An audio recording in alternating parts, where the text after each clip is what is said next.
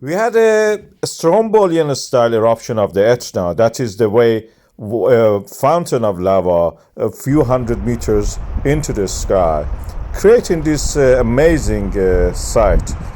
It was a small compared to what it is usually, and the volcano is more than 3,000 meters tall, so a few hundred meters is not that big.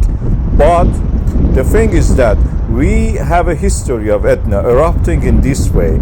Then after that comes the big one, what we call as paroxysm, huge eruptions, which sends a lot of Pallinian eruption, ash mostly, into the sky, several kilometers into the sky, disrupts the air traffic.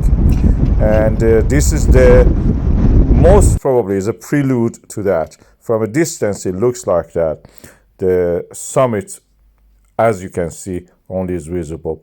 But when you look at the real image, because this Etna practically looks almost like a shield, although it is not a shield volcano. When you look at the thermal image, this is also the size of it. When I say small, compared to the size of this, is a small. This is a volcano created by the collision of the Africa with the Eurasian plate, pushing the remnants of the Tethys Ocean under the Eurasia. And the result is that this molten Tethys oceanic plate comes back as a volcano in Italy and all across the Middle East.